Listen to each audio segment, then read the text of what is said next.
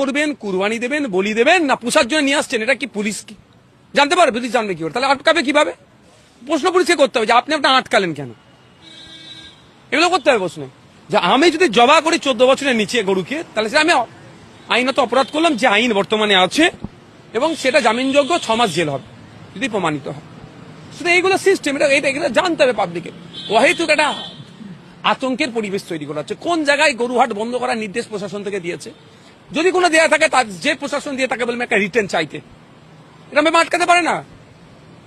আরে গরু এটা একটা বিজনেস, কেউ নিয়ে গিয়ে বা হাট থেকে কিনে নিয়ে গিয়ে সে গরুর থেকে সে দুধ বার করে বিক্রি করবে, সে নিয়ে যেতে পারবে না? এটা কোনো কথা হলো?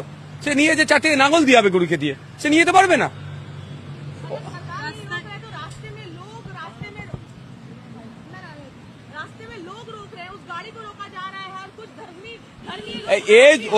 ये जो काम कर रहे हैं ना, इसके खिलाफ जैसे बोल रहा है कि हम लोग ये होने नहीं देंगे प्रशासन की तरफ से, प्रशासन को देखना होगा।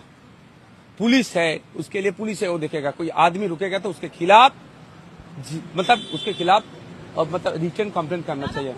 ये वीडियो वायरल हो रहे, पुलिस खड़े हैं और आप आदमी रोक रहे हैं, लेकिन पुलिस भी वो वाला वीडियो को हम लोग कलेक्ट कर रहे हैं।